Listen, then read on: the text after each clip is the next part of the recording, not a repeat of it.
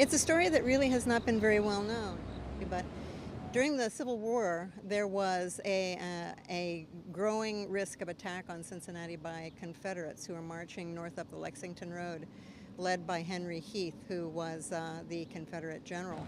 So Union General Lew Wallace was put in charge of defending Cincinnati, and George Hatch, who was mayor at the time, called for all businesses to close.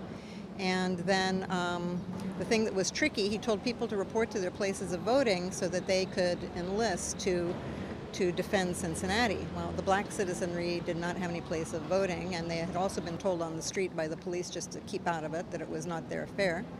So when they went back home again and did not sign up, they were that evening all abducted. There were 400 of them abducted by the provost guard. And so 400 black men were rounded up and put in a mule pen across from City Hall.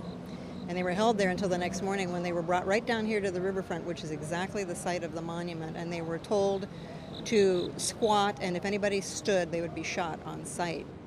They were forced to stay right here until they were marched across the river on the temporary pontoon boat bridge that was there. And then were taken down to the area that we now call Fort Wright, and were forced into labor digging ditches and clearing brush for roads. Now, there was a really righteous individual named Judge William Dixon, who read about that in the newspaper in the morning.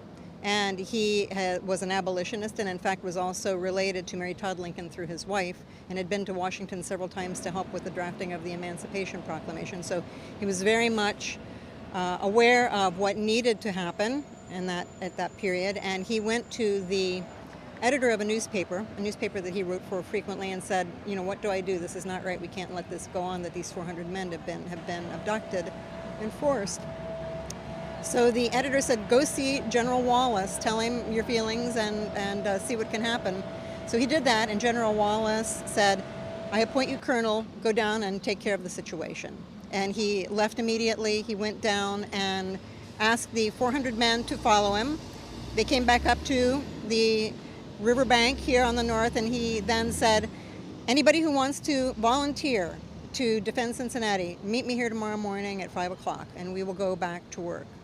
So the 400 of them went home, and the next morning at 5 o'clock, 700 came back. So there were even more volunteers who were very happy to be treated as men and were able to volunteer, and they returned, and they worked from the 5th of September to the 20th, when everybody came back across, having been a successful defense by the preparation of all of the fortifications that were in northern Kentucky, 8 miles of fortifications. And when the 8,000 Confederates came up and saw the fortifications, they thought about it for 2 days and they withdrew. The Mother and Child, beautifully created by Carolyn Monteau, who in fact had her first child not too long after she created the sculpture.